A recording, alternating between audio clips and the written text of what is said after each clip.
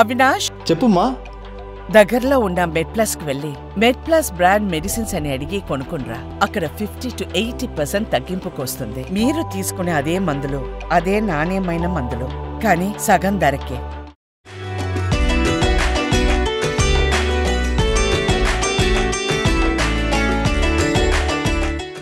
మరి మనతో పాటు ఉన్నారు ఈలపాట శివప్రసాద్ గారు. ఆయనతో మనం మాట్లాడదాం. సాయిరామ్ సార్. సాయిరామ్. ఎలా ఉన్నారు? బాగున్నానండి. ఈలపాట శివప్రసాద్ గారు, అసలు ఈ పాట ఎలా వచ్చింది? మీ అసలు పేరు కొమరవోలు కదా? కొమరవోలు. ఓకే, మీ జీవితంలో ఈలపాట ఎలా ప్రవేశించింది అనే విషయాలు తెలుసుకునే ముందు ఒక చక్కని పాటతో మనం ఈ ప్రోగ్రామ్ని స్టార్ట్ చేద్దాం. మెయిన్గా నా ఇష్టదైవం భగవాన్ శ్రీ సత్యసాయి బాబా వారి భజనతోనే స్టార్ట్ చేస్తే బాగుంటుంది. స్వామివారు మొట్టమొదటి భజన పాడారని చెప్తుంటారు. మానస భజరే గురుచరణం దుస్తర భవ సాగరతరం. నా ఫేవరెట్ సాంగ్ అది.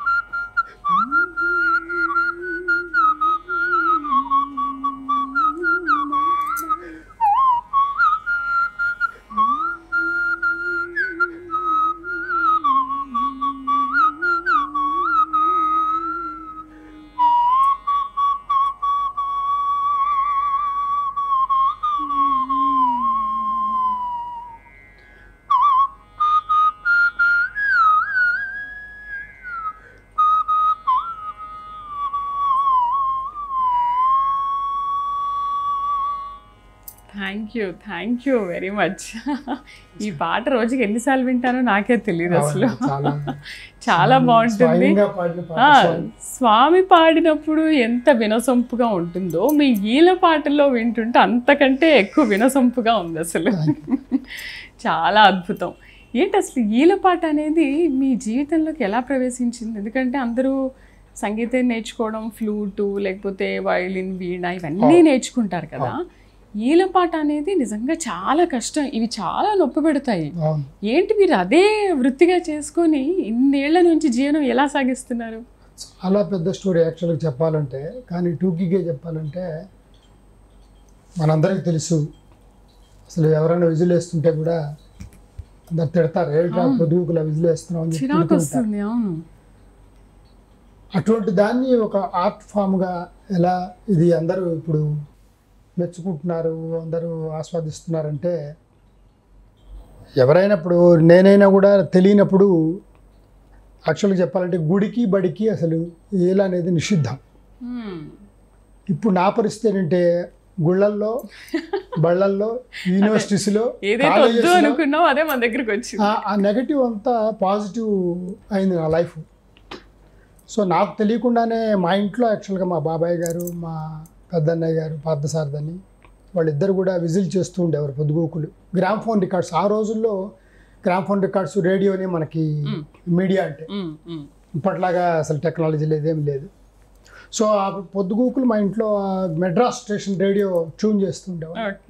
దాంట్లో పెద్ద పెద్ద విద్వాంసులు అందరూ ఎంఎస్ సుబ్బలక్ష్మి గారి దగ్గర నుంచి బాలమురళీకృష్ణ గారి దగ్గర నుంచి మా చౌడయ్య గారి దగ్గర నుంచి ద్వార వెంకట స్వామినాయుడు గారు వీళ్ళందరివి సంగీతం వస్తుండేది.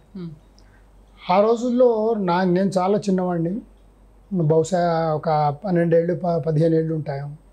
అప్పుడు వీళ్ళు ఆ విజిల్ చేస్తాం, ఆ గ్రామ్ఫోన్ రికార్డ్ ప్లే చేయటం, దాంతోపాటు ఆ రేడియో ఆన్ చేయటం, దాంట్లో వచ్చే సంగీతాన్ని అది ఏ సంగీతం కూడా తెలీదు, అది సినిమా సంగీతం కావచ్చు, కర్ణాటక సంగీతం కావచ్చు, హిందుస్థానీ కావచ్చు, అట్లా అన్నీ ఏది వస్తుంటే ఆ పాటని ఇమిటేట్ చేస్తుండేవాళ్ళు విజిల్తో. సో అది నాకు మైండ్లో పడింది అని అనుకుంటున్నాను నేను. ఇట్లా నాకు తెలియకుండా నేను చేస్తుంటే నన్నేమో కోపడుతుండేవాళ్ళు. తర్వాత రాగయుక్తంగా తర్వాత ఒక పాటకి అంటే హృదయానికి హత్తుకునేట్టుగా సూదింగ్గా పాడటం అనేది అలవాటయ్యి ఈ ప్రాక్టీస్ వల్లే, అది సాధన వల్ల రోజు పాడుతుంటే ఉంది మనకి. ఇప్పుడు భక్తి రంజన్లో పొద్దున పుట్టే బాలమురళీకృష్ణ గారు పాడే తత్వాలు ఇవన్నీ వస్తుండేవి.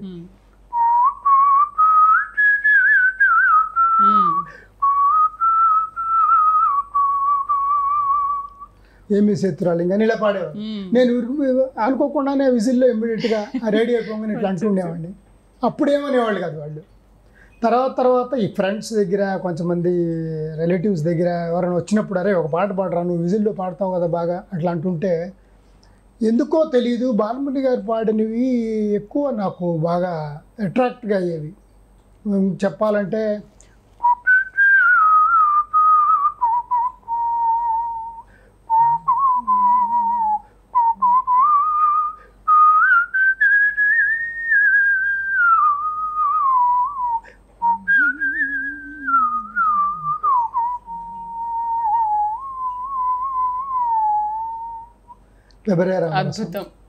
ఇలా అసలు అలా అలవాటైపోయింది చిన్నప్పటి నుంచి.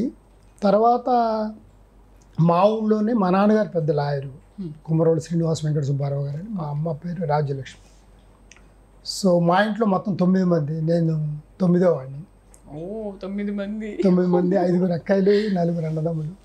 అందరికీ సంగీతం అంటే నాట్యం అంటే కొంచెం ఇంట్రెస్ట్, ఏదైనా క్లాసికల్ అంటే ఇంట్రెస్ట్. అందరూ సంగీత నేపథ్యంలో ఉన్నట్టున్నారు. అట్లా లేదు, ఏదైనా వింటుంటే కనుక అది బాగుంటే భానుమతి గారి పాటలు ఆ రోజుల్లో సుశీల్ గారు వీళ్ళందరూ పాడితే వాళ్ళు కూడా క్లాసికల్ ఓరియంటెడ్ సాంగ్స్ ఎక్కువ పాడేవాళ్ళు. ఆ రోజుల్లో సినిమా సంగీతంలో మీకు కూడా తెలుసు ఎక్కువ శాస్త్రీయ సంగీతం ఉండేది. భానుమతి గారి పాటల్లో ఆల్మోస్ట్ భానుమతి గారి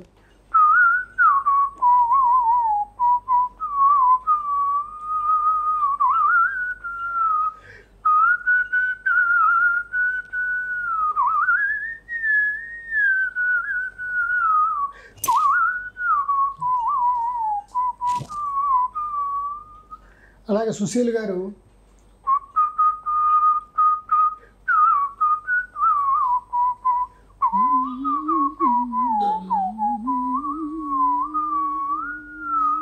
చంద్ర చర్చ ఇలా క్లాసికల్ ఓరియంటెడ్ సాంగ్స్ వస్తుంటే అవే నాకు మనసులో వచ్చి అలా ఆమె చేస్తుండేవాడిని. అట్లా నాకు ఈ విజిల్ మీద ఒక నాకు తెలియకుండానే ఒక పట్టు సాధించడం అలవాటు అయిపోయింది. అది నేను అనుకుంటున్నాను ఎక్కువ గంటలు అలా చేస్తూ ఉండటంతో ప్రాక్టీస్ వల్లే, సాధన వల్లే అది సాధ్యమైంది అనుకుంటున్నా. అట్లా వస్తున్న క్రమంలో మా ఊళ్ళోనే బాపట్ల మాది స్వగ్రామం, గుంటూరు జిల్లా, ఆంధ్రప్రదేశ్. స్వర్గీయ శ్రీ కోన ప్రభాకరరావు గారని వారు స్పీకరు, మినిస్టరు, గవర్నర్ అవన్నీ చేశారు. వారు కూడా లాయరు వృత్తిలో ఉండటం వల్ల, మా నాన్నగారికి కొలీగ్ అవ్వటం వల్ల వారి మనసులో ఎందుకో నేను వారి దృష్టిలో పడ్డాను. ఒకసారి నాకు 12 సంవత్సరాల వయసులో మా ఇంటికి దగ్గరే హనుమాన్ టెంపుల్ ఉంది. ఆ టెంపుల్లో ఒక హరిదాసు ములుకుట్ల సదాశివ శాస్త్రి గారని, వారు రాకపోతే ఒక గంట లేటుగా ట్రైన్ రావటం ఆలస్యంగా ఉంటుంటే నిర్వాహకులు చెప్పారు, ప్లేటర్ గారు అబ్బాయి విజిల్లో దేవుడికి భక్తి పాటలు పాడుతుంటాడు కదా, అతను పిలవండి, క్రౌడ్ అంతా ఫుల్గా ఉన్నారు, ఎంటర్టైన్ చేస్తారని చెప్పి. సో అంత వేల మంది ప్రేక్షకుల మధ్యలో ఒక మైకులో విజిల్తో పాడటం అనేది అది ఫస్ట్ టైం నాకు. అలా మొట్టమొదటిసారిగా నాకు 12వ సంవత్సరం అప్పుడు అలా నాకు గుళ్ళోనే పాడటం అనేది అవకాశం దొరికింది.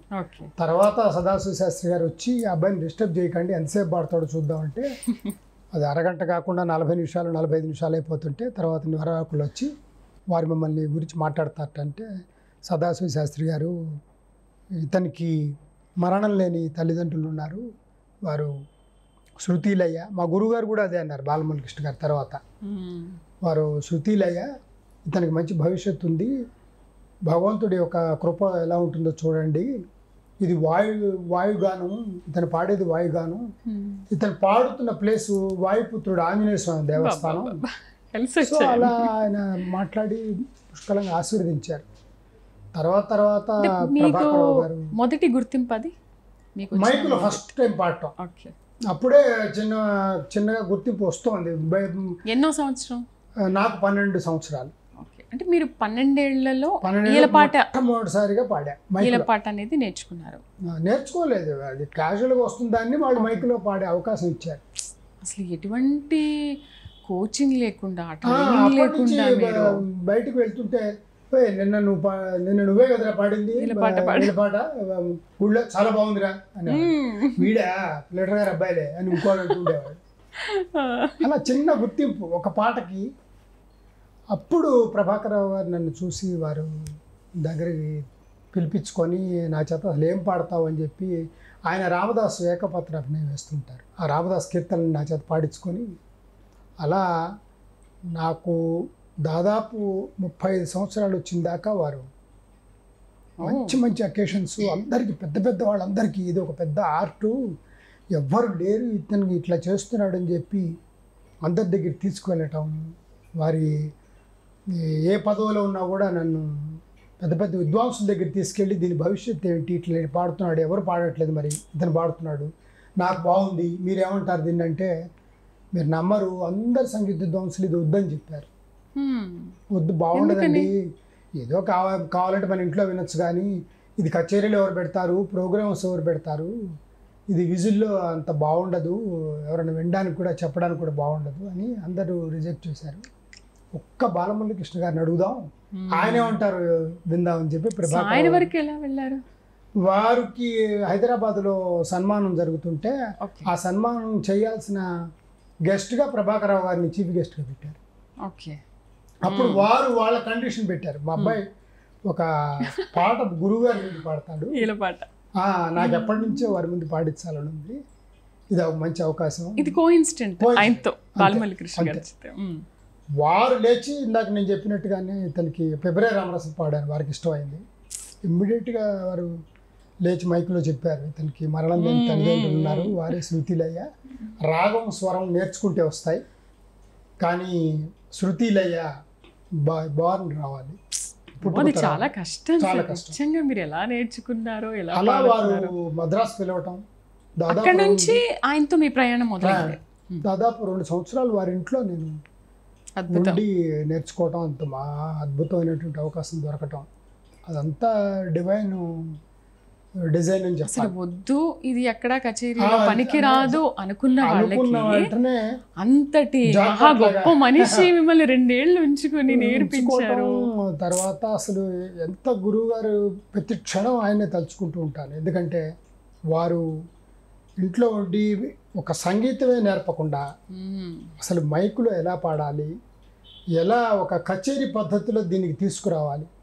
ఇప్పుడు కర్ణాటక సంగీత సాంప్రదాయం అంటే ఒక వర్ణం పాడాలి, ఒక రాగం పాడాలి, ఒక స్వరకల్పన చేయాలి, కీర్తన పాడాలి, ఇది ఒక ప్యాటర్న్ ఉంటుంది. అలా దీన్ని మలిచి ఆయన కచేరీ పద్ధతిలో ఒక 2-3 గంటలు కచేరీ చేసే స్థాయికి నన్ను తీర్చిదిద్దారని చెప్పాలి. ఎంత నేను సాధన చేసినా కూడా మనకి ఆ ప్రజెంటేషన్ అనేది చాలా గొప్ప విషయం. అటు ఆ ప్రజెంటేషన్లో ఒక అవతారమూర్తి లాంటి వాడు ఆయన. బాలమురళీకృష్ణ గారు మామూలు వ్యక్తి కాదు. అదే కదా, గాన గంధర్వులు అంటారు సత్యసాయిబాబా వారిని. వారి ముందు వారింట్లోనే వారితోనే ఉండటం, ప్రయాణం చేయటం, వారితో కలిసి పాడే అవకాశం కూడా జుగల్బందీలాగా నాకు దొరికిందంటే అది పూర్వజన్మ స్ఫూర్తి. ఎన్నటికీ మర్చిపోరు మీరు అసలు ప్రతిరోజు ప్రతిక్షణం గుర్తు చేసుకుంటూ ఉంటారు. ప్రతిక్షణం. అయితే బాబా వారి జన్మదినం సందర్భంగా ఈరోజు మిమ్మల్ని ఇలా కలుసుకోవడం చాలా ఆనందంగా సంతోషంగా ఉంది. బాబా వారితో మీ ప్రయాణం ఏంటి అసలు, ఎలా? అది ఒక నా సంగీత ప్రయాణంలో ఒక మలుపు అని చెప్పాలి. అది ఎలా జరిగిందంటే, నేను మా ఇంట్లో ఎవరు షిరిడి బాబా భక్తులు కానీ సాయిబాబా భక్తులు కానీ లేరు. ఓకే. మాకు తెలియదు కూడా అసలు పుట్టపర్తి ఎక్కడ ఉందో తెలియదు, సత్యసాయిబాబా పేరు కూడా వెళ్ళలేదు. అయితే నా మ్యారేజ్ 1948లో జరిగింది. మా ఇల్లాస్ వాళ్ళు, మా వైఫ్ పేరు హైమావతి, తనకి షిరిడి బాబా సత్యసాయిబాబా వాళ్ళ ఇంట్లో వాళ్ళ అమ్మగారు నాన్నగారు వాళ్ళంతా వాళ్ళ తాతగారు వాళ్ళ దగ్గర నుంచి కొలిచేవారు. సో అలా మా ఇంట్లో తను కూడా పాడుతూ ఏదో భజన్స్ పాడుతూ ఉండేది. నేను భజన్స్ వద్దు, సింగర్ భజన్స్ పాడుతుంది. అందరితో సెంటర్కి వెళ్ళటం, సత్యసాయిబాబా సెంటర్స్కి వెళ్ళటం, పార్టిసిపేట్ చేయటం, ఇంట్లో భజన్స్ చేయటం, అందరిని పిలవటం, అలా తనకి బాగా అలవాటు. సో అది కొనసాగిస్తుంటే నేను ఒకసారి వద్దని కూడా చెప్పాను, నాకు భజన్స్ ఇష్టం లేదు, ఎందుకు ఇవన్నీ చేస్తావు, ఏదైనా కావాలంటే నీకు సంగీతంలో నేర్పుతాను, ఎవరైనా టీచర్ని పెడతాను నేర్చుకుంటే, మీకు నచ్చకపోతే పర్వాలేదు నన్ను పాడుకోనివ్వండి అట్లీస్ట్ అంది. సరే, నేను ఆఫీస్లో చిన్న ఉద్యోగం చేస్తుండేవాడిని సాంస్కృతిక శాఖలో. ఆఫీస్కి వెళ్ళిపోతే ఇంటికి వచ్చేటప్పటికల్లా సాయంత్రం ఒక 20-30 మంది ఇంట్లో ఉండేవాళ్ళు, అంతా భజనలు చేస్తుండేవాళ్ళు. నాకు చాలా కోపంగా నాకు చాలా కోపంగా ఉండేది. ఆ భజన్స్ ఏంటిది, పొద్దుగూకులు భజన్స్ ఏంటి, వీళ్ళు చెప్పినా వింటలేదేంటి అని చెప్పి వాళ్ళందరూ వెళ్ళిపోయిన తర్వాత నేను ఇంట్లోకి వెళ్ళేవాడిని. అటువంటి క్యారెక్టర్ని మరి స్వామి మహిమ అంటారు, స్వామి కలియుగ దైవం అంటారు. ఇప్పుడు ఏదైనా కూడా నేనేమనుకుంటానంటే, సత్యసాయిబాబాని చాలామంది, కొన్ని కోట్ల మంది నమ్మరు, కొన్ని కోట్ల మంది నమ్ముతారు. సో నమ్మేవాళ్ళు వాళ్ళ పద్ధతి ఏంటంటే, మనకేదైనా అవసరం అండి, మనం ఏదైనా అడిగాం అనుకోండి, అది మనకి నెరవేరింది అనుకోండి, అప్పుడు మనం నమ్ముతాం ఎస్ ఈయన దేవుడు అని. లేకపోతే ఏంట్రా అంటాం. ఎవరైనా చెప్పినా కూడా మనకి అది వస్తేనే మనం ఎస్ ఈజ్ గ్రేట్, ఎక్స్పీరియన్స్ రావాలి కదా, ఎక్స్పీరియన్స్ కావాలి భవిష్యత్తులో. సో నా క్యారెక్టర్ అటువంటిది. ఏదైనా నేను సత్యసాయిబాబా, నేను ఎంత మూర్ఖంగా ఉండేవాడిని అంటే, సత్యసాయిబాబా గారికి నా ప్రోగ్రాం అవకాశం వస్తే అందరి స్వామీజీల దగ్గర నేను ప్రోగ్రామ్ చేసేవాడిని. చిన్నప్పుడే అవకాశాలు వచ్చినాయి. మొట్టమొదట ప్రభాకరరావు గారు పుష్పగిరి స్వామి దగ్గర తీసుకెళ్లారు, వారి ఆశీర్వాదం తీసుకున్నా. తర్వాత గణప సచ్చిదానంద స్వామీజీ మైసూరు, వారి ముఖమురళి అని నాకు టైటిల్ ఇచ్చి వారి భజన్స్ని కూడా పాడేవాడిని. ఆస్థాన విద్వాంసుని కూడా చేశారు అక్కడ మైసూరు దత్తపీఠానికి. సో అలా నేను అనుకునేవాడిని, మనం పాడుతుంటే స్వామీజీలకి పేరు వస్తుంది, అంత రాంగ్గా మైండ్లో థింక్ చేసేవాడిని. సో అటువంటి క్యారెక్టర్ని స్వామి ఒకసారి రవీంద్ర భారతిలో ప్రోగ్రాం చేస్తున్నాను హైదరాబాద్లో. అప్పుడు శ్రీ ఫార్మర్ డీజీపీ హెచ్ఏ దొరగారు, వారు సత్యసాయిబాబా సీనియర్ డివోటీ, 1960s నుంచి వారు డివోటీ. వారు నా ప్రోగ్రాంకి రావటం, వారు నన్ను ప్రోగ్రామ్ అయిన తర్వాత గ్రీన్ రూమ్లోకి వచ్చి, మీరు ఎప్పుడన్నా స్వామీజీ దగ్గర ప్రోగ్రాం చేశారంటే, నేను ప్రోగ్రాం చేసిన స్వామీజీ లిస్ట్ అంతా చదువుతుంటే ఆయన నవ్వుతూ, నో అది కాదు, సత్యసాయిబాబా గారి గురించి అడుగుతున్నాను నేను, మీరు ఎప్పుడైనా పుట్టపర్తి విన్నారా అంటే వెళ్ళలేదన్న. సత్యసాయిబాబా గారికి తెలుసు అంటే తెలియదు అన్న. మీ ప్రోగ్రాం చూస్తుంటే చాలా డివైన్గా ఉంది, చాలా బాగుంది, స్వామివారు కొత్త ప్రయోగాలు ఎవరు చేసినా కూడా ఎవరైనా చేస్తుంటే చాలా సంతోషపడతారు, వారి ఆశీర్వాదం మీకు ఇస్తే బాగుంటుంది అనిపిస్తుంది, మీరు వస్తానంటే నేను కాదు ఫైనల్ అథారిటీ, నేను స్వామివారికి మీ తరఫున ప్రే చేస్తాను, చెప్తాను, వారు తప్పకుండా మీకు ఆశీర్వాదం ఇస్తారు, బాగుంటుంది మీ అప్పటి నుంచి మీ లైఫ్ అంతా అన్నారు. సరే నేను అనుకున్నాను, ఏదో ఆయన డీజీపీ హోదాలో ఉన్నాడు, చుట్టూరా పోలీసులు ఉన్నారు. భయమేసింది. రానంటే ఏమన్నా భయం వేసింది కదా. భయం వేసి తప్పకుండా వస్తానన్నా. అంతేగాని స్వామి మీద దీంతో మంచి అవకాశం అని అట్లా లేదు. ఓకే, ఈయన పెద్ద పొజిషన్లో ఉన్నాడు, ఆయన మాట వినాలి, మాట వినాలి, వస్తానన్నా. సో మీరు నమ్మరు, నెల తిరగకుండా వారు స్వామి దగ్గరికి వెళ్ళటం, స్వామివారు పరమేశ్వర సుల్తానా కచేరీ చేస్తున్న సందర్భంగా స్వామివారు మెల్లిగా వారి దగ్గరికి వెళ్ళి, స్వామి ఒక పిల్లవాడు ఉన్నాడు, 25 ఏళ్ళు 30 ఏళ్ళు లోపల ఉంటాయి, అతను త్యాగరాజ కీర్తనలు అన్నమాచార్య కీర్తనలు అన్నీ పాడుతుంటాడు, అసలు ఏమి ఇన్స్ట్రుమెంట్ ఉండదు, నోటితో పాటు ఇన్స్ట్రుమెంట్ ఉండదు, ఖాళీ విజిల్లో పాడుతుంటాడు స్వామీజీ, స్వామి అతను మీరు ఆశీర్వదించాలి, నేను ఈ మధ్యనే విన్నాను అంటే, వాడు నాకేం తెలీదు, అందరూ తెలుసు, వస్తూ పోతుంటాడుగా, తీసుకురా అని అట్లా.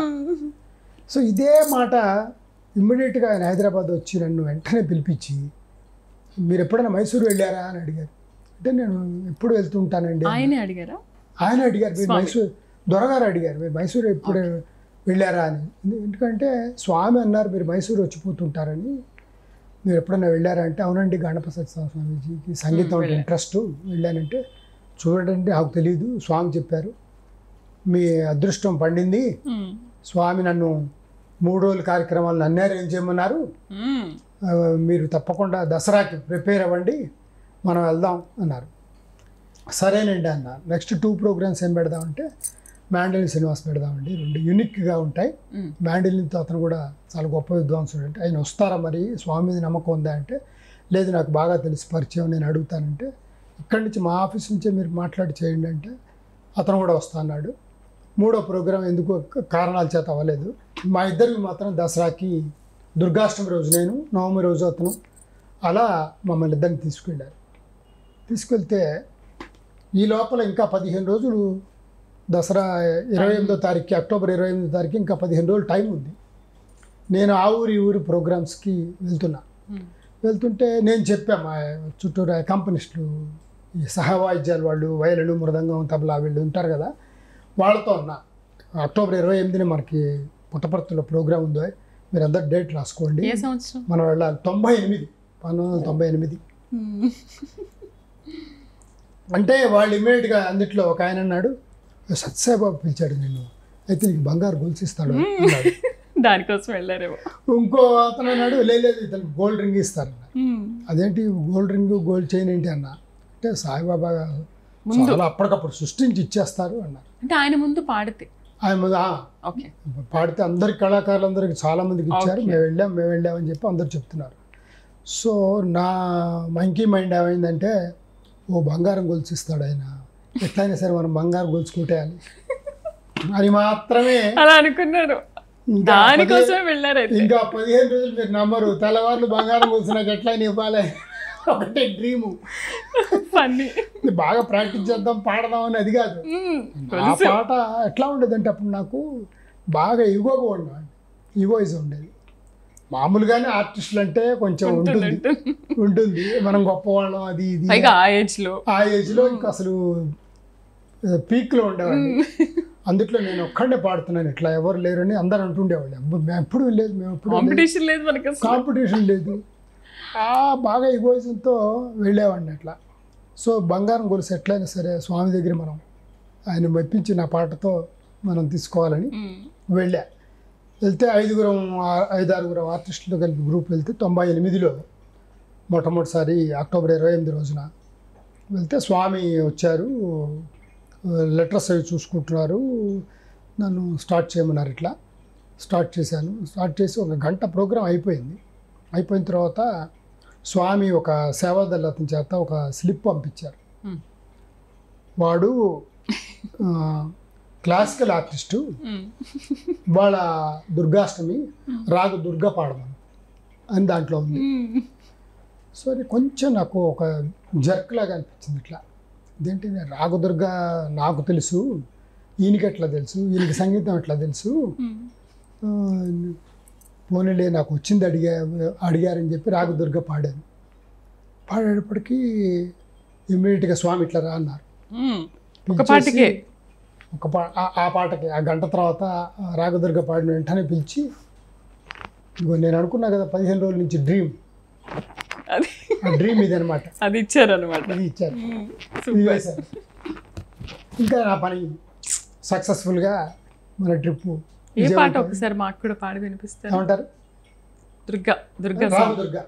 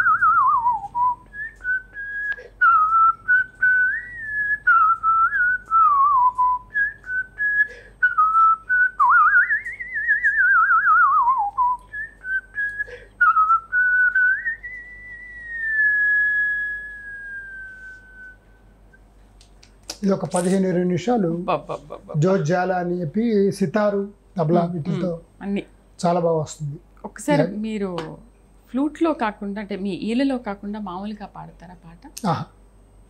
ఇప్పుడే కొంచెం సాహిత్యం బాగా అర్థం చేసుకొని పాడాలనే ఉద్దేశంతో ఈ భజన్స్ ఏదో కూడా అక్కడక్కడ అప్పుడు పాడుతుంటా. ఫర్ ఎగ్జాంపుల్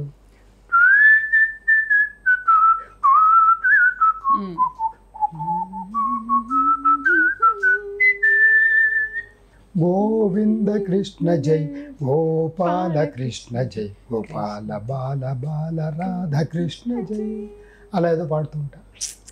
చాలా అద్భుతమైన పాటలు. అటువంటి అయితే స్వామి అంటే ఎవరో తెలియని ఆ స్వామి ముందు ఇప్పటి వరకు మీరు ఎన్ని కచేరీలు చేశారు? కచేరీలు అయితే నా 12 నుంచి లెక్క పెట్టుకుంటే దాదాపు 15,000కు పైగా ఆయన ముందు చేశాను. ఆయన ముందు ఒక 6-7 సార్లు చేసి ఉంటాను. ఓకే. దాంట్లో కూడా సందర్భం ఏదైనా ఉంది? ఒకసారి దుర్గాష్టమి, ఒకరోజు ప్రత్యేకంగా ఈ ఫెస్టివల్స్, గురు పూర్ణిమ రోజున అలా డిఫరెంట్ ఫెస్టివల్స్ చేస్తుంటారు వాళ్ళు పుట్టపర్తిలో. అప్పుడు పిలవటం 3 సార్లు అయితే ప్రత్యక్షంగా చేశాను, పరోక్షంగా 2 సార్లు చేశాను. తర్వాత ఒకటే ఇచ్చారా, ఇంకేమైనా ఇచ్చారా స్వామివారు? మళ్ళీ 2010లో పాడినప్పుడు అప్పుడు అనుకునేవాడిని లాకెట్ లేదే స్వామిదే, ఎవరు ఇచ్చారని చెప్పుకోవాలని అట్లా అనుకునేవాడిని. ఇది ఇవ్వడానికి చాలా పెద్ద కారణం నా మలుపు. అంటే స్వామి ఇంకా నాకు లైఫ్లో అంతా ఆయనే చేస్తాడు, భగవంతుడు అంటే ఈయనే. అంటే మీరు ఆ గొలుసు ఇచ్చినప్పటి నుంచి స్వామిని నమ్ముతున్నారా? స్వామిని కొంచెం నమ్మాను, స్టార్ట్ చేశారు. గొలుసు వచ్చింది కాబట్టి. నిజంగా నేను క్రియేట్ చేసి ఇచ్చారు వీళ్ళందరూ చెప్తున్నారు కదా అనుకునేవాడిని. తర్వాత మీరు నమ్మరు, ఇక నా డ్రీమ్ నెరవేరిందని చెప్పి 12 సంవత్సరాలు పుట్టపర్తికి వెళ్ళలేదు. సాయి భజన అంటే కూడా పెద్ద ఏం పట్టించుకోవాలి. ఏదో అందరు స్వామీజీల దగ్గరే ఒక అవకాశం వచ్చింది, ఈయన ఇలా ఇచ్చారు. గణపతి సత్యనారాయణ స్వామీజీ బ్రాస్లెట్ వేశారు, ఆయన ఆస్థాన ధ్వంసం చేశారు. అట్లాగే ఈయన కూడా ఒక స్వామీజీల్లో ఈయన కూడా ఒక ఆయన అనుకున్నా, కానీ ఈయన సాక్షాత్ భగవత్ స్వరూపం అని చెప్పి నాకు తెలిసడానికి చాలా టైం పట్టిందని చెప్పాలి. అంటే మనము మామూలుగా నమ్మనప్పుడు ఎవరైనా, నా విషయంలోనే కాదు, ఇప్పుడు మామూలుగా మానవ యొక్క నైజం, మనకేదన్నా ఒక చిన్న పని, చాలా కఠినమైన పని, ఏదైనా ఒక అతను వచ్చి మనకి ఏదైనా హెల్ప్ చేశాడు అనుకోండి, బా నువ్వు దేవుడిలాగా వచ్చావురా అని అంటాం మనకు తెలియకుండానే. ఏమిటి వాడు దేవుడా? కాదు కదా. కానీ కావాల్సిన టైంలో ఆ రూపంలో వచ్చారు అతను ఒక ఇన్స్ట్రుమెంట్ లాగా మనకి వచ్చాడు. సో అతని మీద ఒక నమ్మకం ఏర్పడుతుంది, నాకు కష్టాల్లో ఉన్నప్పుడు ఇతను సహాయం చేశాడు అంతే కదా అని. ఒక తెలియకుండా, అదేం పెద్ద దేవుడని కాదు ఇంకోటి కాదు, ఒక ట్రస్ట్, ఒక నమ్మకం, ఒక మనకి కష్టాలు ఎవ్వరు చేయలేనప్పుడు మనకి ఎంతోమంది స్నేహాభిలాషులు ఉన్నా కూడా ఒక అపరిచితుడు మనకి రెస్క్యూలోకి వచ్చి మనకి చేయటం అనేది అది అంతే దైవ సంకల్పం. లేదా దేవుడు కూడా నమ్మని వాళ్ళకు కూడా జరిగినాయి కొన్ని.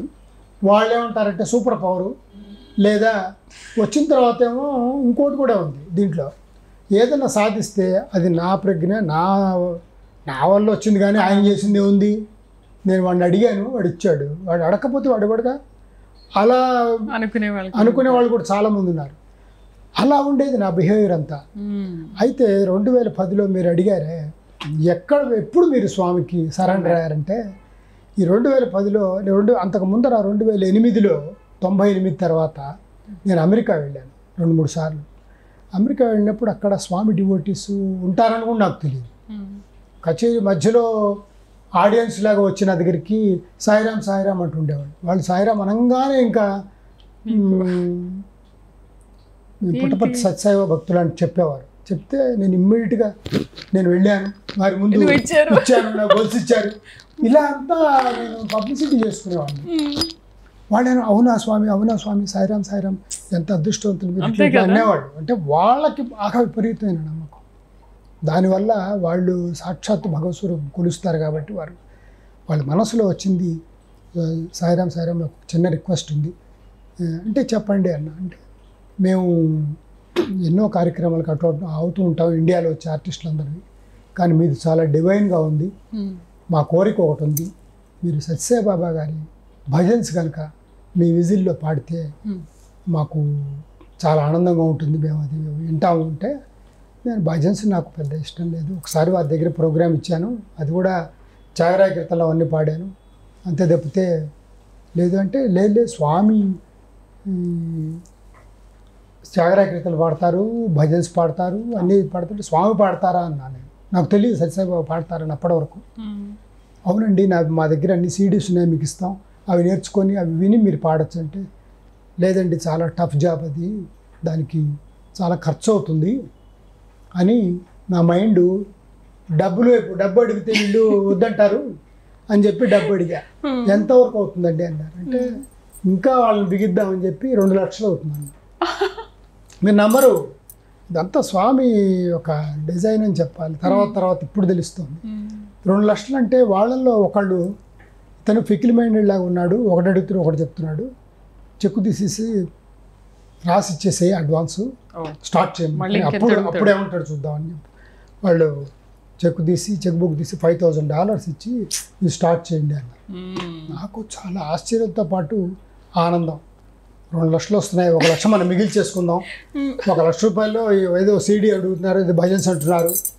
మనకు వచ్చిన 4-5 సాయి భక్తులను అడిగితే ఏం భజనలు పాడాలో వాళ్ళు చెప్తారు, అలా చేసేస్తే మనకు 1 లక్ష రూపాయలు మిగులుతాయి కదా అనేది ఒక మనీ మైండెడ్గా అయిపోయి ఇదిగో ఇది చేశాను. ఈ స్వామి ఆల్బమ్ చేశాను,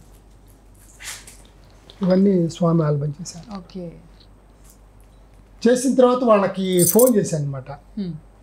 ఇవన్నీ స్వామి పుటపత్తులో రెగ్యులర్గా పాడతారు, పాహి గజానన దీనావన అని, మానస భజన గురుచరణి, జగదీశ్వరి దయాకరవని, చిత్తచోర, ప్రేమ ముదిత, షిరిడి సాయి ద్వారకమాయి, గోవింద హరే గోపాల్ హరే, భస్మభూషితాంగ, ఇటువంటివన్నీ పాడి ఒక ఆల్బమ్ చేసి వాళ్ళకి ఫోన్ చేశాను.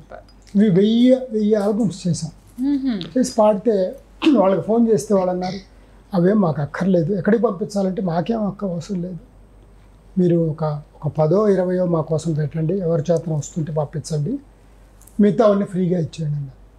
ఫ్రీగా ఇచ్చేమైనప్పటికీ నాకు ఇంకా దుర్బుద్ధి కలిగి ఇవి సాయి భక్తులకు అమ్ముకుంటే మనం బాగా డబ్బులు వస్తాయి కదా, అలా మీరు నమ్మరు అసలు, అలా పిచ్చి పిచ్చివన్నీ ఆలోచనలు.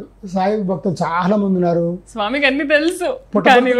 పుట్టపర్తిలో వెళ్ళాము, లక్షలో మంది ఉన్నారు, 1 లక్ష సీడీలు అమ్మేమనుకోండి మనం కోటీశ్వరుడు అయిపోవచ్చు. ఇంకా మనం ఏమనుకుంటే చేయొచ్చు. సాయిబాబా పిచ్చి వాళ్ళు చాలామంది ఉన్నారు అని అలా ఆలోచిస్తున్నాను తప్పితే ఇది ఒక మంచి ఒక అవకాశం, ఒక డివైన్ ప్లేస్, ఒక డివైన్కి దగ్గర అవుతున్నాను నేను, ఆయనకి భగవంతుడు దగ్గర అవుతున్నాను, ఇది మంచి ఆపర్చునిటీ వచ్చింది అసలు రాలేదు. సరే వాళ్ళు ఆ మాట చెప్పిన తర్వాత నేను స్వామీజీ చేత రిలీజ్ చేయించాలన్నారు, స్వామి చేత. ఏంటంటే నాకెవరు తెలియదు అమ్మ, అక్కడ ఎప్పుడో 98లో వెళ్ళాను, 12 years అయిపోయింది మూడా, నాకెవరు తెలియదు.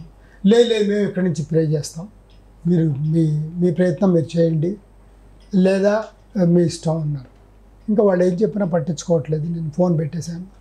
తర్వాత నా ప్రోగ్రాం చేసుకుంటూ ఉంటే ఎప్పుడైతే నన్ను 98లో తీసుకువెళ్ళారు దొరగారు, వారు మళ్ళీ ఆ కచేరీకి రావటం 10 ఏళ్ళ తర్వాత, వారిని ఎలా శివప్రసాద్ ఎలా ఉన్నావా, స్వామి నిన్ను బ్లెస్ చేశారు కదా, ఇప్పుడు ఎట్లా ఉంది నీ జర్నీ అంటే అద్భుతంగా ఉంది సార్, అమెరికా వెళ్ళొచ్చాను, సత్యసాయిబాబా భక్తులు అక్కడ ఇట్లా అన్నారు, వాళ్ళు రిలీజ్ చేయాలంటున్నారు, నాకు మీరు చెప్తే ఎవరు తెలీదు, అది కూడా 10 సంవత్సరాలు అయిపోయింది, మీరు వస్తారని కూడా నేను ఎక్స్పెక్ట్ చేయలేదంటే ఏం కావాలి ఏమిటది అంటే ఇట్లా సీడీ చేశాను సార్, మీకు ఒకటి ఇస్తాను, విన్న తర్వాత అది స్వామి రిలీజ్ చేయాలంటున్నారంటే తప్పకుండా చేద్దాం అన్నారు ఆయన క్యాషువల్గా.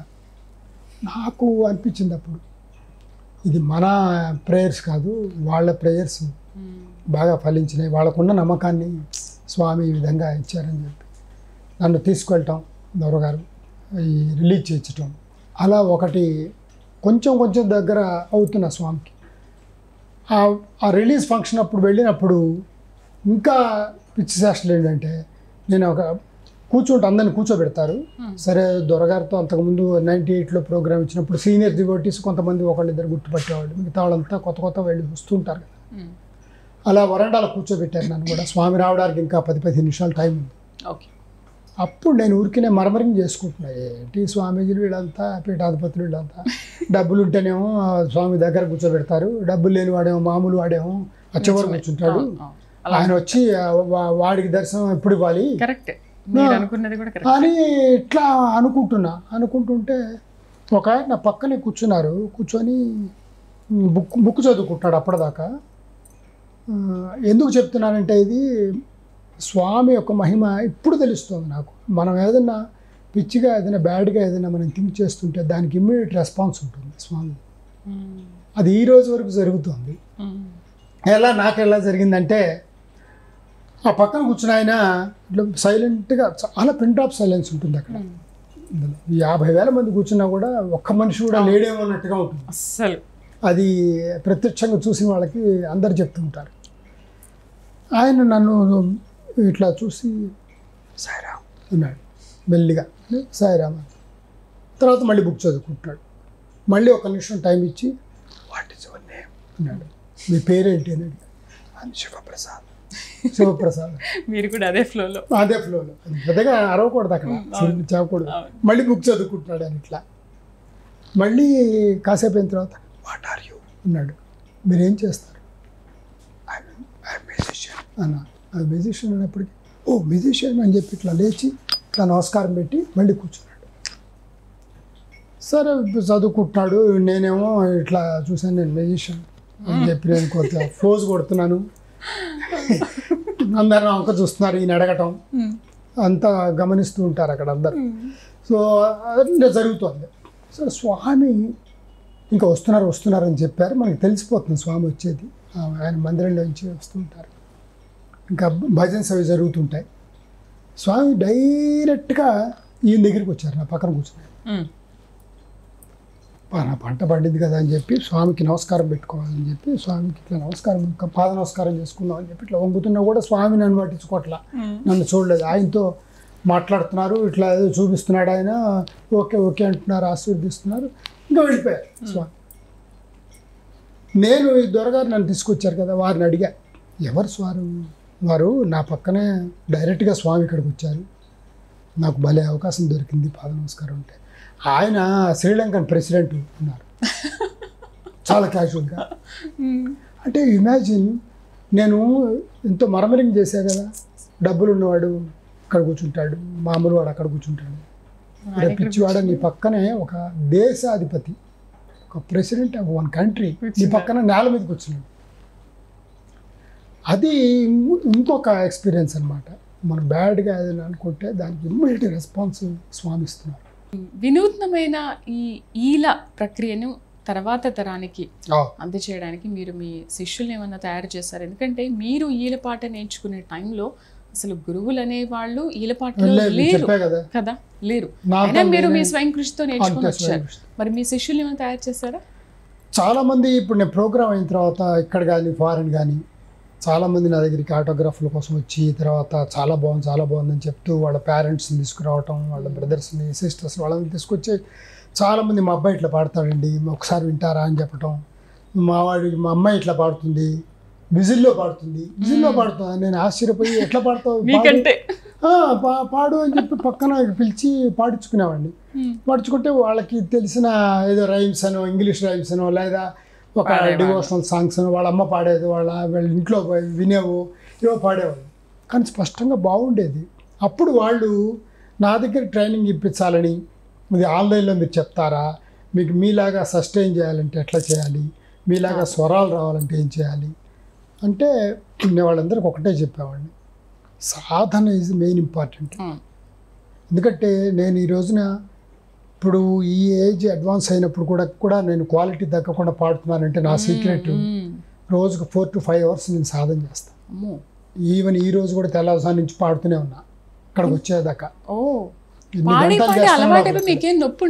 అసలు పాడకపోతేనే నొప్పి అలా చెప్పాలి. గంటలు పాడుతుంటే ఇంకా అదొక నా దినచర్యలో ఒక భాగం అయిపోయింది. అలా అయిపోయింది. అంటే ఇప్పుడు సంగీతం వాళ్ళు ఇన్స్ట్రుమెంటలిస్టులు కానీ వోకలిస్టులు కానీ వాళ్ళు కూడా సాధన చేయకపోతే లెజెండ్ కాలేరు. ఇప్పుడు ఒకప్పుడు చేసి ఉండాలి పెద్దవాళ్ళైనా కూడా. అలా ఇది ఒక కళా ప్రక్రియగా తీసుకురావడానికి ఎంతోమంది గుర్తించకుండా ఎన్నో అవస్థలు పడ్డాను. నాకెవ్వరు సహకార వాయిద్యం కూడా వాయించేవాళ్ళు కాదు. అంతే కదా. నా విజిల్ ఏంటయ్యా బాబు, నువ్వు ఏదైనా పాడు మేము వాయిస్తాం కానీ విజిల్కి వాయించమంటావేంటి అని చాలామంది చాలా సంవత్సరాలు నేను చాలా అవస్థపడ్డాను. ఎవరు వినేవాళ్ళు కాదు. మీరు శాస్త్రీయ సంగీతంలో కూడా ఆ కచేరీలో కూడా చేర్చారు. ఎందుకంటే ఇప్పుడు వీణా మాండలిన్ కానీ తబలా ఇవన్నీ ఉన్నాయి, శాస్త్రీయ కచేరీలో ఉన్నాయి. కానీ ఈల అనేది ఎక్కడ లేదు కదా. దీన్ని ఎలా చేర్చారు మీరు? నేను ఏం చేర్చలేదు. ఇంకా అది గుర్తింపు రానట్టే. ఇప్పుడు 100% తీసుకుంటే ఇంకా నేను 5% మందికే తెలుసు, ఒక 5% తెలుసు. చాలామందికి తెలియదు. ఇది ఒక ఆర్ట్ లాగా ఇలా ప్రోగ్రామ్ చేస్తాడు, కచేరీ చేస్తారు, చాలామందికి తెలియదు. అందుకే ఎందుకు తెలియదంటే ఏదైనా ఒక కొత్త ప్రక్రియ వచ్చినప్పుడు అది చిరస్థాయిగా ఉండేట్టుగా చేయడం అనేది చాలా కష్టం. ఇప్పుడు నెక్స్ట్ ఫ్యూచర్ జనరేషన్స్ వాళ్ళకి ఏమైనా తెలిస్తే ఒక అతను ఇలా పాడేవాడు అని చెప్పి నన్ను చూపిస్తారేమో, కానీ ఇప్పటికిప్పుడు 100 మంది రావాలంటే వోకల్లో లాగా ఇన్స్ట్రుమెంట్ లాగా రేర్ ఇన్స్ట్రుమెంట్స్, రేర్ ఆర్ట్స్ అలా కావు. దీనికి నేనే ఉదాహరణ. 55 ఏళ్ళ నుంచి నేను ఇలా చేస్తుంటే ఈ మాత్రం స్టేజ్కి వచ్చాను. ఆల్బమ్స్ చేసి తర్వాత టెక్నాలజీతో మనం ఎప్పటికప్పుడు ఇంప్రూవ్ కావాలి, అప్డేట్. అలా నేను క్యాసెట్ ఉన్నప్పుడు క్యాసెట్ పాడా. మా గురువు గారే అది క్యాసెట్ రికార్డింగ్లో చేయించి వారు ఆశీర్వాద బలంతోనే ఈరోజు ఇంతమందికైనా తెలిసాను అనుకోవాలి. ఎందుకంటే వారు కంజూరియా వచ్చారు నాకు ఫస్ట్ క్యాసెట్లో, బాలమురళి గారు. తర్వాత గెస్ట్గా వచ్చి ఒకసారి గెస్ట్గా పిలిస్తే, ఎప్పుడు గెస్ట్గా పిలుస్తావేంటి, మన ఇద్దరం ఎందుకు పాడకూడదు అని చెప్పి ఇదంతా స్వామే ఆయన దగ్గరే నేర్చుకుని ఆయనతోనే నాకు ఈ గొలుసు వేసినప్పుడు గానగంధర్వుడు నీతోనే ఉంటారు, లోకాలన్నీ తిరుగుతావని ఇట్లా అన్నారు. లోకాలని తిరుగుతావు అంటే నాకేం అర్థం కాల, గానగంధర్వుడు అంటే అర్థం కాల. అక్కడ ఉన్న పండితులు వాళ్ళు చెప్పారు. మీ గురువు గారు ఎవరు ఉన్నారు బాలమురళీకృష్ణ గారు అంటే వారిని స్వామి గాలగంధర్వుడు అంటారు. ఇట్లా అంటే లోకాలను తిరుగుతుంటే ప్రపంచం అంతా నువ్వు ప్రపంచయాత్ర చేస్తావు. గళమురళి అని బాలమురళి గారు అన్నారు. ఇది ఈలపాట కాదు, గళంతో పలికిచ్చేటువంటి మురళి. నా పేరు కూడా మురళి ఉండాలి కదా అని చెప్పి గళమురళి అన్నారు. స్వామివారేమో అద్భుత ప్రక్రియ, అందరి చేత పాటించావు. ఇవాళ గోవిందకృష్ణ జయ, ప్రేమ ముదిత అవన్నీ అందరూ పాడారని చెప్పి స్వామి మేము నంబరు 90 నిమిషాలు కూర్చొని ఆ పెద్ద వయసులో కూడా నేను అనుకున్నా కదా, పెద్ద వయసులో మర్చిపోతుంటారు ఇట్లా అనుకున్నా కదా. వాటన్నిటికీ సమాధానం 90 నిమిషాలు ప్రోగ్రాం అయిన తర్వాత ½ an hour నాతోనే ఉండి నా విషయాలని అడుగుతున్నారు. తర్వాత మా వైఫ్ని చూపించి తన ద్వారానే నేను అయ్యానని చెప్పి, డివోటీని అయ్యానని చెప్పి ఇట్లా అంత పుష్కలంగా అక్కడి నుంచి స్టార్ట్ చేశారు స్వామి, అంతే మీ వైఫ్ ఈ దగ్గర రోజు వరకు. సో దేశ విదేశాల్లో మీరు దాదాపు 15,000 కచేరీలు ప్రదర్శించారు దేశాధినేతల దగ్గర. ఎవరెవరు దేశాల్లో కూడా ఎవరెవరు ఉన్నారు, ఎవరి ముందు మీరు ప్రదర్శించారు? అంటే నాకు బాగా కోరిక ఉండేది, ఒక ఇంటర్నేషనల్ స్టాండర్డ్స్లో దీన్ని తీసుకువెళ్ళాలి, ఇది కూడా ఒక ఆర్ట్ లాగా ఉండాలని ఉంటే 88లోనే నన్ను పివి నరసింహారావు గారు, నేను చెప్పే కదా కోన ప్రభాకర్ గారు, వారికి ఇంట్రడ్యూస్ చేసి ఇందిరాగాంధీ గారి ఇంట్లో ప్రోగ్రామ్ ఇప్పించారు 1981-82లో. వారు 15 నిమిషాలు టైం ఇచ్చి నా ప్రోగ్రామ్ని 1 గంట సేపు ఎక్స్టెండ్ చేశారు. ఇది లాస్ట్లో ఆవిడ ఒకటి పాడండి అంది, గంట తర్వాత ఈ రఘుపతి రాఘు పాడేప్పటికీ పరిగెత్తుకుంటూ వచ్చారు నా దగ్గరికి. నెహ్రూ ఫ్యామిలీ వీళ్ళంతా, పివి గారు వీళ్ళంతా, అరుణ్ నెహ్రూ, అరుణ్ సింగ్ వీళ్ళంతా వాళ్ళ ఫ్యామిలీ మెంబర్స్ అందరూ ఉన్నారు. రాజీవ్ గాంధీ వచ్చి open your mouth, I won't believe something is there అని నవ్వుతూ జోక్ చేస్తూ చాలా ప్రైజ్ చేసి ఫెలిసిటేట్ చేశారు. అప్పుడు 1988లో పివి నరసింహారావు గారు ఎక్స్టర్నల్ అఫేర్స్ మినిస్టర్, వారి ఆధ్వర్యంలో ఫెస్టివల్ ఆఫ్ ఇండియా మాస్కోలో ఒక ఉత్సవం జరిగింది, భారత్ ఉత్సవం అంటారు. దానికి నన్ను స్పెషల్ ఆర్టిస్ట్గా, ఒక యూనిక్ ఆర్టిస్ట్గా సెలెక్ట్ చేసి వారితో ప్రయాణం. అట్లా మొట్టమొదట నేను వెళ్ళింది రష్యా. ఎక్కడెక్కడో వెళ్ళిపోయారు. రష్యా గొర్బచోవ్ ప్రెసిడెంట్ అప్పుడు క్రెమ్లిన్ థియేటర్లో డిన్నర్స్, తర్వాత ఆర్మేనియన్ రిపబ్లిక్, తర్వాత జార్జియా రిపబ్లిక్లో 2 స్టేట్స్లో నా ప్రోగ్రామ్స్ అరేంజ్ చేయటం. 15 రోజులు ట్రావెల్. తర్వాత బ్యాంకాక్ ఇంటర్నేషనల్ మ్యూజిక్ ఫెస్టివల్ అవకాశం వచ్చింది.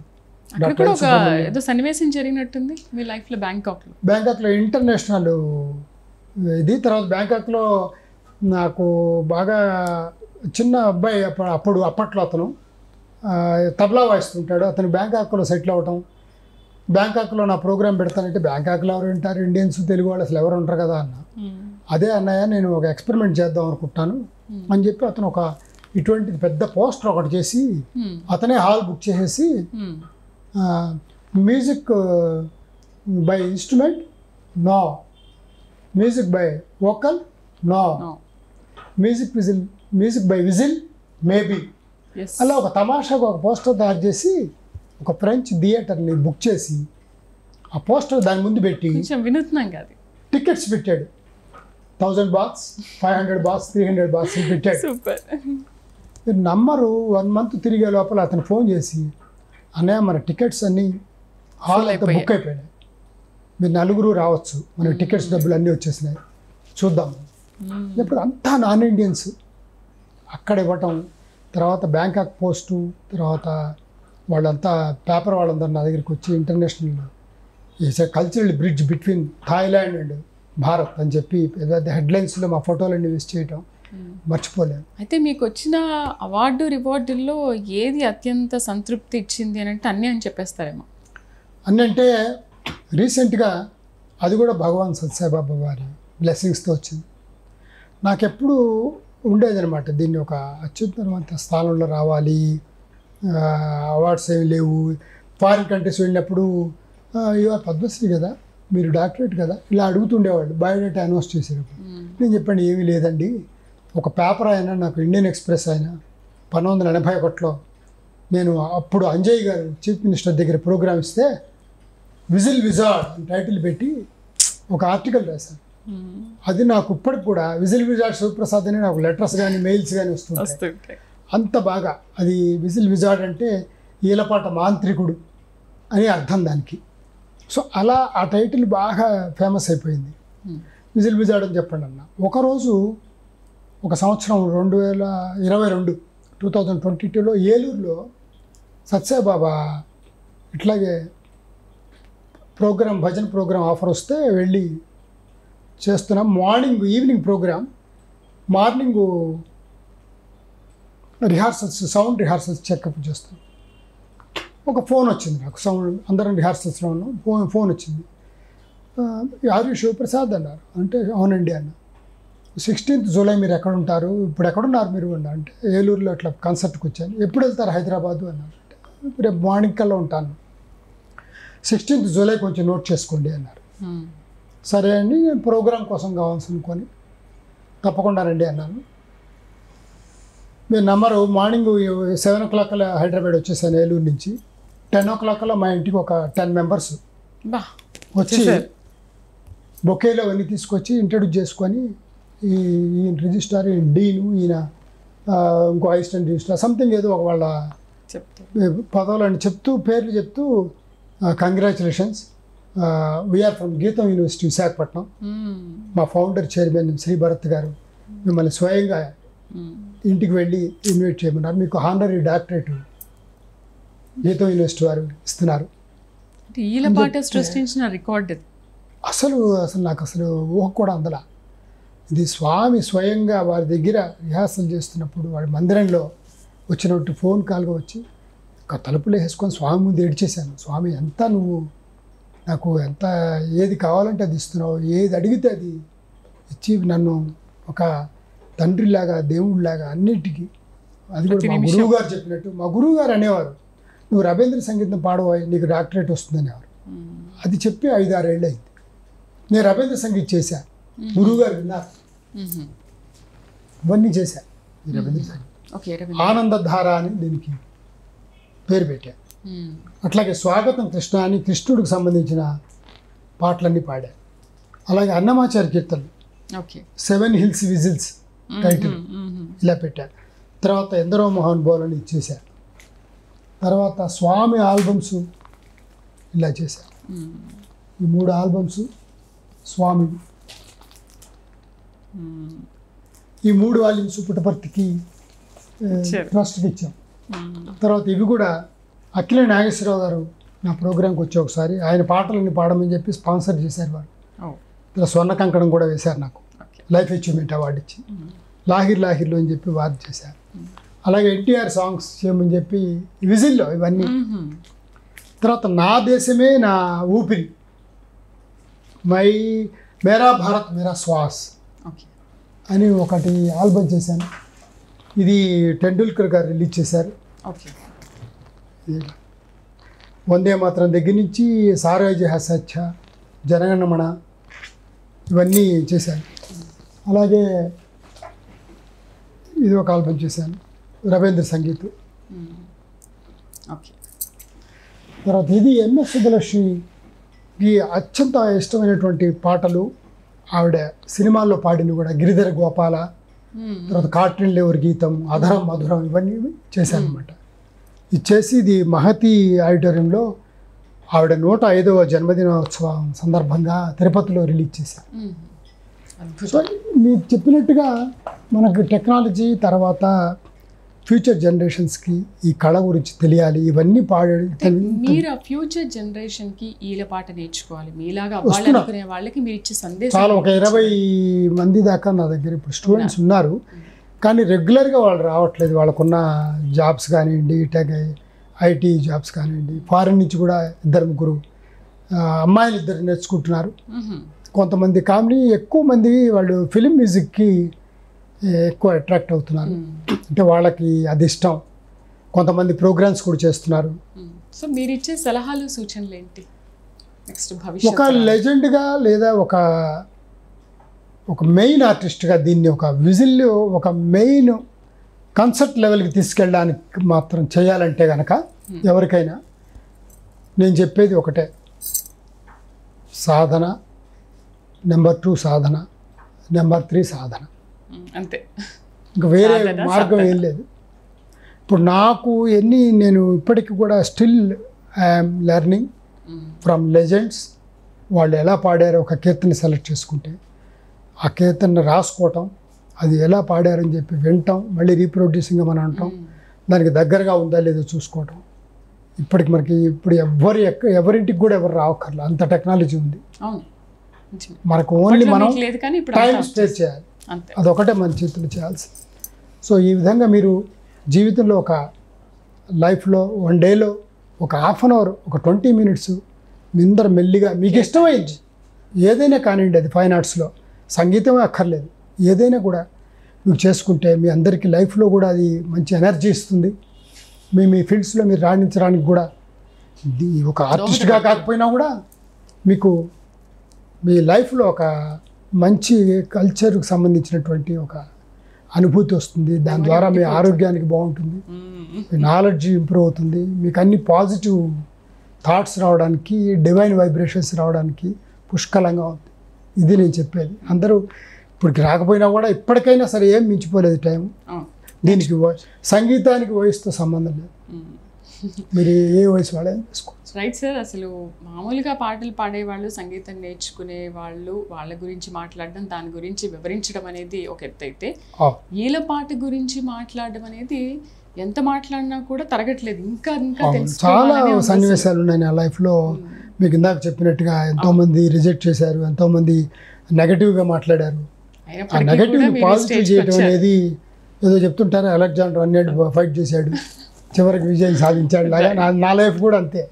Really thank you very much. మిమ్మల్ని ఈ సందర్భంగా మేము కలుసుకోవడం, మా దేవరాగం కార్యక్రమానికి మీరు విచ్చేసి మీ అమూల్యమైన సమయాన్ని మాకు కేటాయించారు. నాకు కూడా స్వామివారిని ముఖ్యంగా స్వతంత్ర టీవీ వారు పిలవటం నాకు చాలా చాలా ఆనందంగా ఉంది.